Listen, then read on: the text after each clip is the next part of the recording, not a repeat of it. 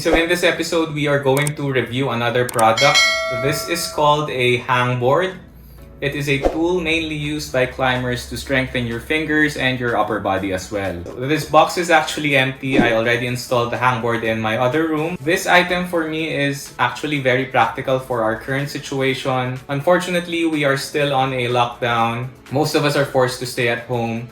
But the good news is, you can use this item at the comfort of your own homes. You can install this hangboard in your room and try different exercises with it. So this video is divided into 3 parts. First, I will discuss what a hangboard is. Next, I will give my initial impression of this Simond Ballsy Hangboard. And finally, after testing it, I will give my personal assessment. What are the things that I liked about this product and other comments as well. So what's up guys, if you are new to this channel, I am AE and I make different videos about wall climbing, ranging from climbing tips, climbing challenges, and stories of different climbers. I would like to thank Decathlon Philippines for sponsoring this product.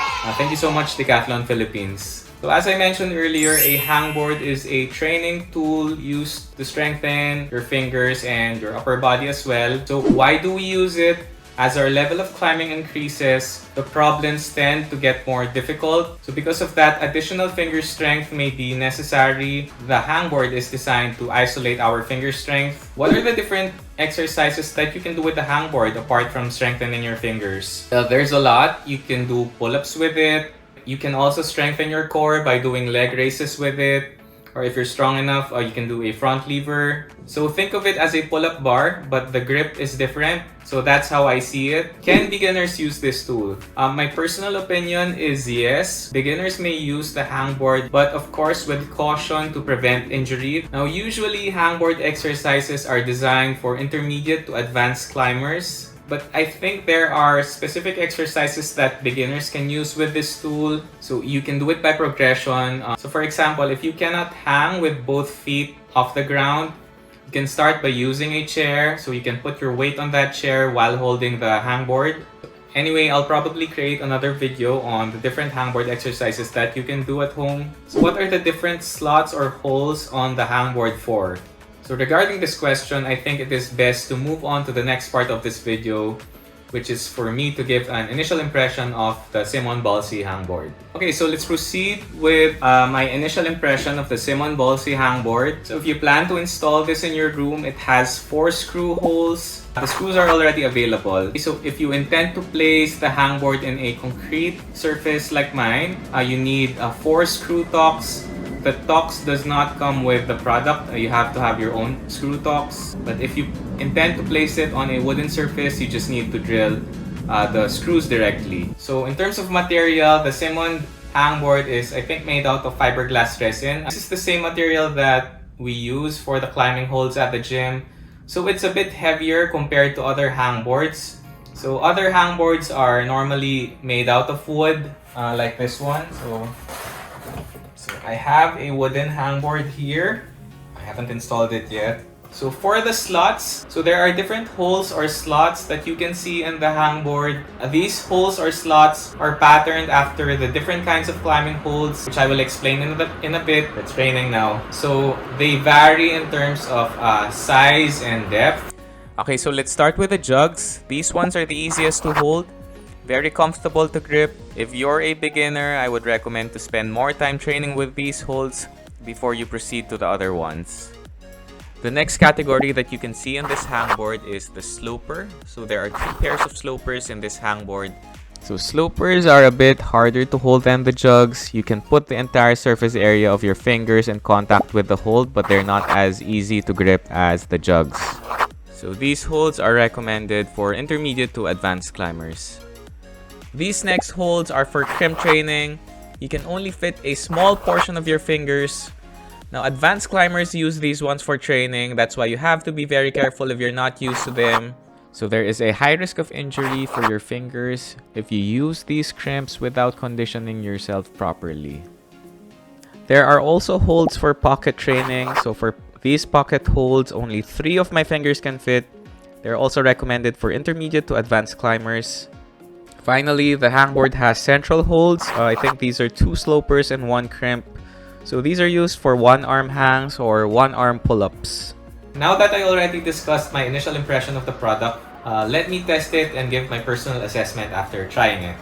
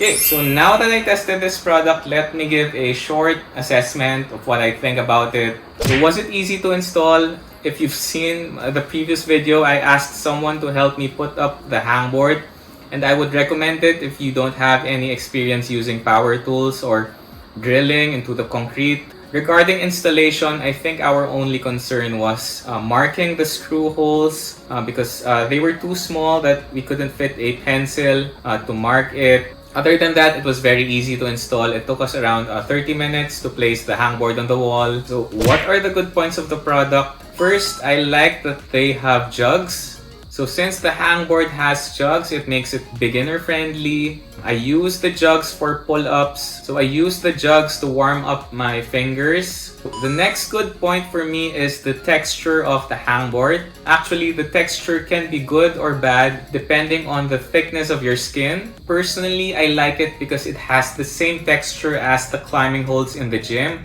This hangboard actually gives you a certain feel of the climbing holds in the gym. Since the texture is rough, there is added friction and it makes your skin easier to stick. Unlike a wooden hangboard, the texture of the wooden hangboard is smoother, but some climbers prefer that because the wooden hangboard is not harsh to your skin.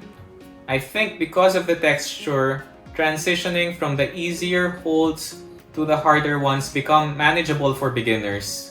This hangboard for me has a nice variety of options for its holds. Personally, my expectation of what to look in a hangboard has been fulfilled by the Simond board. It is definitely friendly for beginners and good for intermediate to advanced climbers as well. The only downside that I could think of for this hangboard is what I already mentioned earlier, which is the texture.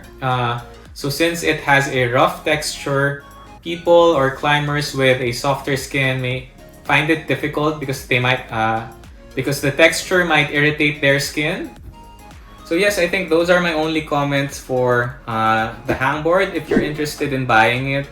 So it's around 3,700 pesos. Personally, I think it is a very good investment, especially now that we are on a lockdown. I mean, the lockdowns are unpredictable, so I would recommend this because whether or not the gyms are closed, you can still use this at home. At least you have a training tool at home that you can use for different exercises. So in the coming videos, I will try to post different exercises using this hangboard. If you have any clarifications or suggestions regarding this video, please comment them down below. I would highly appreciate your feedback.